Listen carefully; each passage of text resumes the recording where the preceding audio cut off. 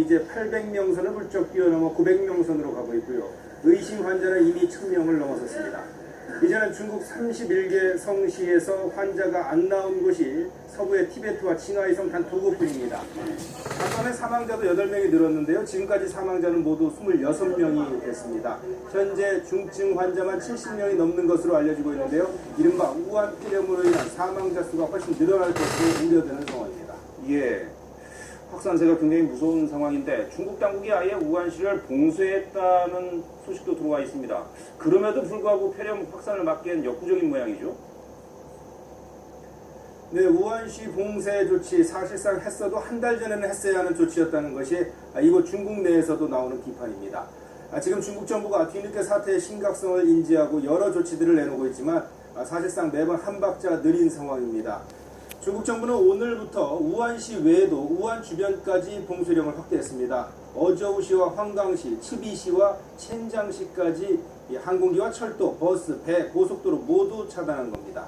하지만 중국의 춘절 연휴 민족 대이동은 이미 중국이 우한시와 주변을 봉쇄하기 전에 거의 다 이루어진 상태여서 이번 조치가 얼마나 효과가 있을지는 회의적입니다. 이 봉쇄된 도시 우한 내에서 증세를 보이는 사람들이 급증하고 있는데요. 그럼에도 불구하고 의료진과 병실이 턱없이 부족해서 집으로 돌려보내는 상황이라는 얘기도 홍콩계 매체를 통해서 들려오고 있는 상황입니다. 많은 중국인들이 지난 2003년 사스 사태처럼 통제불능의 상황으로 치닫는 것 아닌지 걱정하고 있는 상황입니다. 지금까지 베이징에서 전해드렸습니다.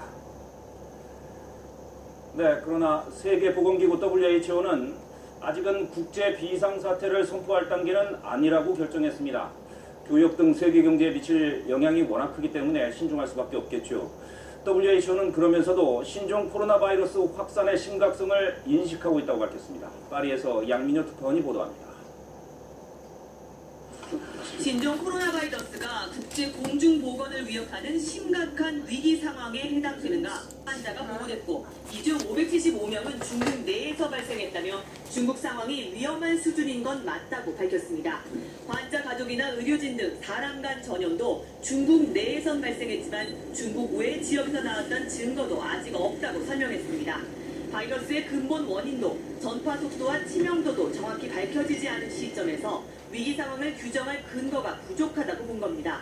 그러나 WHO 내에서도 반반으로 의견이 갈렸다며 당장 비상사태를 선포하지 않은 점이 WHO가 북미에선 미국 확진자에 이어 캐나다에서 의심 환자가 나왔고 중남미의 멕시코와 브라질에서도 의심 환자. 진원지인 우한으로 가는 직항편이 중국 측의 요청으로 오늘부터 중단됐습니다. 우한 직항편은 대한항공과 중국 남방항공이 주 4회씩 운항해왔지만 다음 주까지 항공편은 모두 취소됐습니다. 한편 설 연휴 동안 100만 명의 이용객이 몰릴 인천공항은 비상 대응 체제에 들어갔습니다. 인천국제공항공사는 일주일에 한 번 하던 입국장 전체 소독을 3번으로 늘리는 등 방역을 강화했다고 설명했습니다. Hurmatli Koreya, assalomu alaykum. 뉴스 전해드리겠습니다. Juda ko'pchilik yigitlarimiz balki bilmasdir.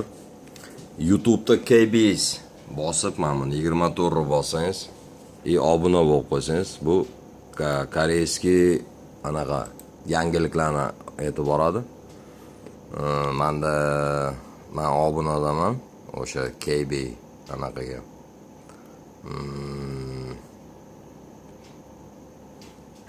Mana KB короче, obunaman men. Mana shunaqa kirib YouTube'da bor, obuna bo'lib qo'ysangiz. KB Nevis. Yangiliklarni полностью ko'rib borsangiz bo'ladi. Bir xillab bilmaydi-da endi, faqat o'zimizni ruscha yoki o'zbekcha kontentlarni ko'radi. Koreyada yashaganingizdan keyin Koreyadagi mana shu yangiliklarni ko'rib borsangiz maqsadga muvofiq bo'ladi. Hozir yuqorida o'zlaringiz karschani biladigan tushunlaringiz Koreya aeroportlarida ham o'sha MERSmi, o'sha virusga nisbatan juda tekshiruv ishlari qattiq olib boryapti. KB ismi o'sha bundan ham boshqa koreyskiy kanallar ko'p, axborot kanallari. O'shalarga obuna bo'lib qo'ysangiz, yangi anaqalarni, yangiliklarni ko'rib borasiz Koreya bo'yicha. KBS News man asosan bu yerda полностью кусок to'ralar, qaysi кусок to'ralar muzlagan, qaysi da probka katta, hammasini ko'rsatib, gapirib, aytib o'tadi. Вот. Mana hozir masalan, mana kecha anaqaga borib keldim, Pulsonga, misol uchun. Probka normalniy edi, Kosokto'rada. Kosokto'ra bu dalni yuradigan yo'lda aytadi, o'zlaringiz bilasizlar. Hurmatli Koreya, Karas aeroportlari, yangiliklariga ham obuna bo'lib qo'yib, Koreya yangiliklarini kuzatib olsangiz, o'zingizga yaxshiroq bo'ladi. 우리 정부는 어떻게 대처하고 있습니까? 네, Короче, Karaslar ham aeroportda qattiq turyapti, hozir anaqasini ko'rsatib beraman. Masalan, O'zbekistonimizdagi aeroport xodimlari ham imенно qatdan kelayotganini mana tekshiruv anaqasiga e'tibor bering-da. Menimcha bu issiqlik temperaturasini o'lchaydigan kamera bu. Issiqligiga temperaturasi bor insonni izlanish to'xtatib tekshirib qoladi. Masalan, kirib kelayotganda issiqlikni ja qizartirib ko'rsatsa kerak endi. Mana shunaqa uskunalar ham bizning aeroportga qo'yilgan bo'lsa, menimcha yaxshiroq bo'ladi. Hozir qani koreyskiy aeroportdan o'tayotgan, Inchondan o'tayotgani ko'rsatilgan bu yerda. Inchon aeroportlarida. o'zlarini Xitoyda o'zlarini aeroportlarida ham shunaqa narsalar qo'yilgan ekan mana. Inchon 국내에서 aeroport. 우한 폐렴으로 불리는 신종 코로나 바이러스 열과 함께 인후통이나 가벼운 기침, 가래, 호흡곤란 같은 것이 없을 수가 있기 때문에 치료하는 것이 중요하고 그 점을 제외하고는 일반 폐렴에 대한 치료와 동일합니다. Полностью полицейский анaqalar ham 2차 세균 감염이 유통되면 oyoqqa turgan. Koreyskiy anaqa aeroport, 산소가 계속 들어가면 인공호흡기를 장착해서 bular kamera orqali ham shu aniqlab qo'yadi. Issiqlikni gradusda o'lchab tashlaydigan kamerada. 받듯이 뭐 가까이다, 어디 하나 사망자가 벌써 계속해서 늘고 있는 상황인데요. 현재 어, 사망자가 보면 26명으로 집계가 됐고 확진자가 860명을 Mana 우리 중간 숙주가 된 사람으로 ko'ryapsizlarmi? Mana shunaqa maxsus kameralar bilan moslashgan. Uni обязательно там doktorlar bilan tekshirib anaqa o'tirish, kamera orqali aniqlab qo'yadi. Isitma ko'tarar ekan u virus asosan. Bu mani kanalimda O'zbekistondagi